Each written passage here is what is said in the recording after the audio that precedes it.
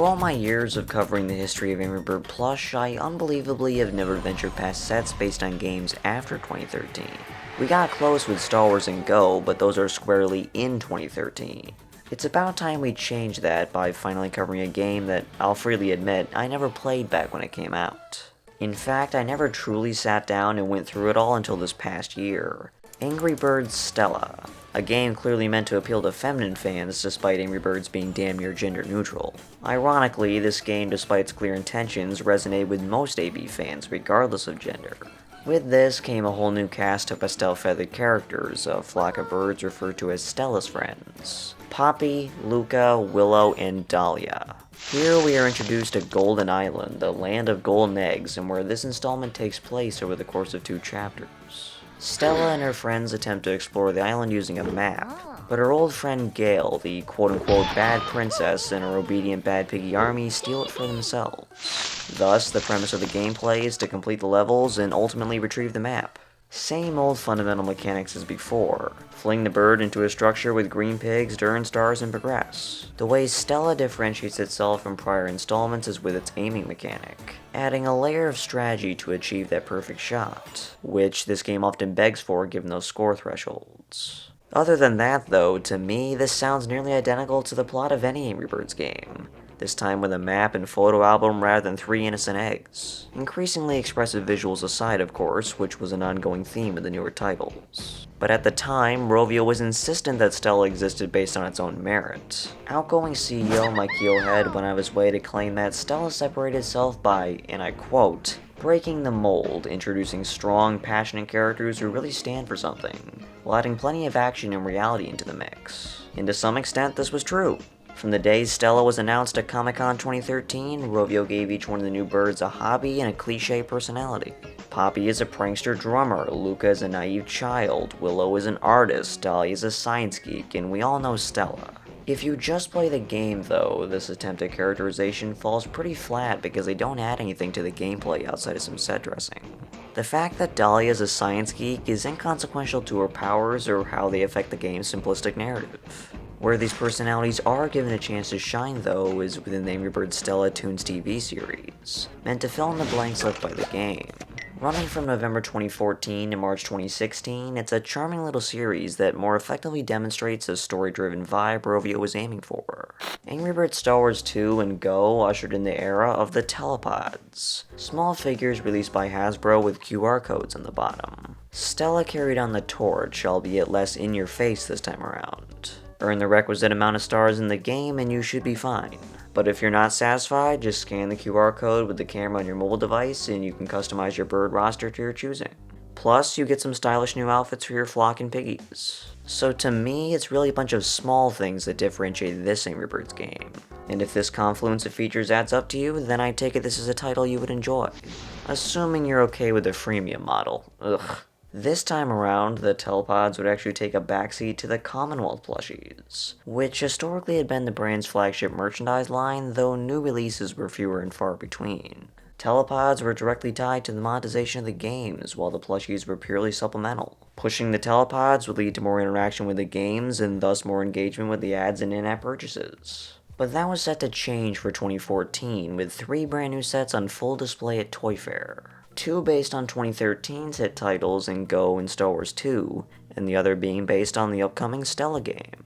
Hopefully by now we all know the fate of the other 2, but the Stella line somehow, someway found its way into production. It's almost hard to believe it beat out the likes of the other 2, but these were going to be produced in smaller numbers for a more focused market. A much smaller market.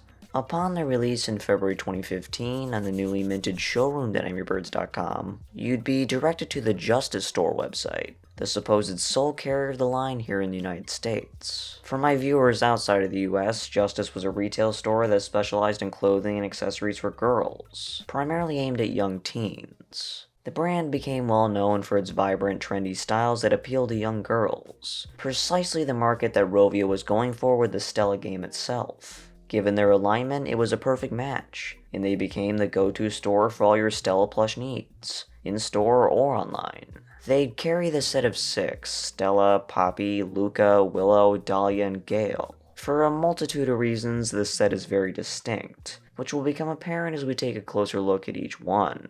Stella, the leader of the flock in this instance, bears little resemblance to the original, finally getting that long sought after neutral facial expression. For all intents and purposes, this is the Toon's design, with those frosted tips and bright blue embroidered eyes. And again, the Pantone is on that pastel spectrum rather than the more vibrant pink we're accustomed to.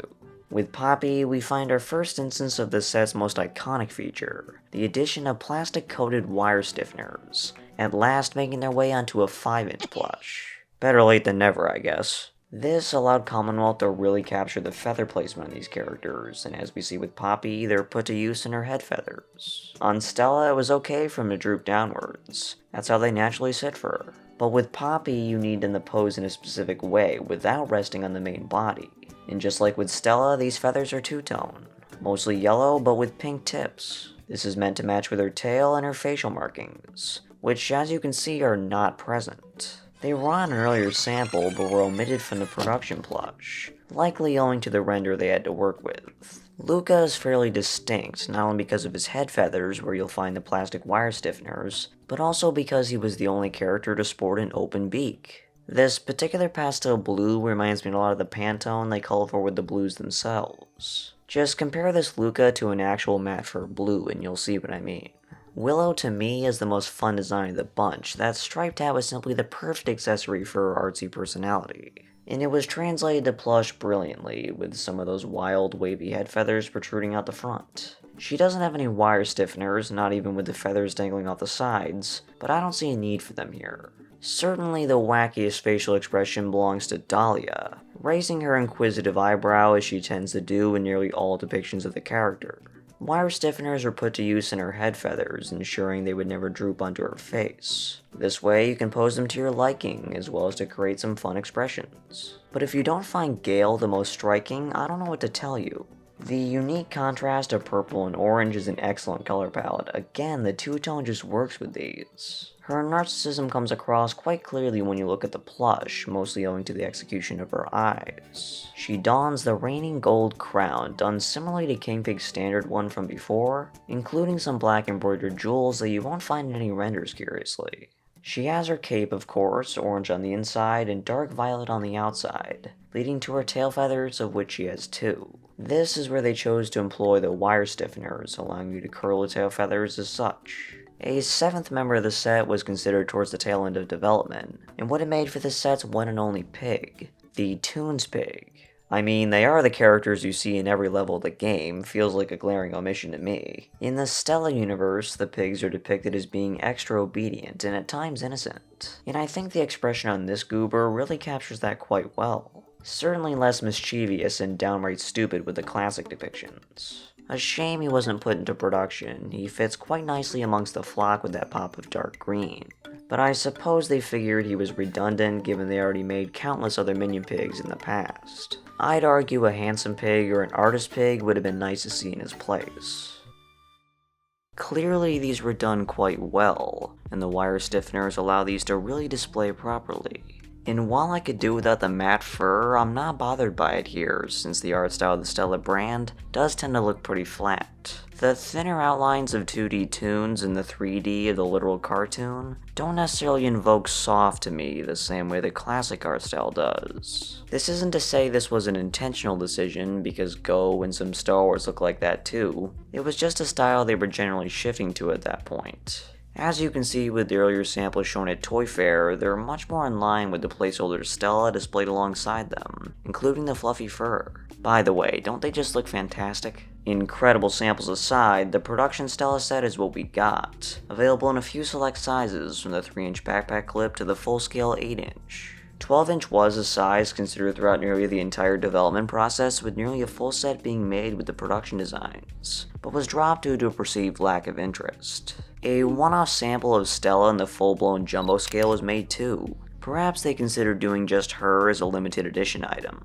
As with other spin-off sets, Stella and her friends received distinctive hang tags and sewn-in labels, done up in the color palette of the Stella brand. You've got the tan with the green silhouette of the iconic tree in the front, along with the main 5, and all the legal jargon on the back, done up in the fancy Stella font. As for the label, it's actually hot pink with the Stella logo and a sneaky silhouette of the character. The backside is pretty similar to most other Commonwealth products except for this code, which for a set like this might have been a J14 or a K14. First section of this code is the style number. Second is the factory code determined by Justice themselves. And the last bit is indeed the day code. So October 2014, a J14 in normal instances. You may find that these Justice Store style plushies, specifically the ones with the wire stiffeners, will have stickers on their labels. Literally a fucking sticker. Naturally, you're probably curious as to what's underneath. What could they possibly be hiding?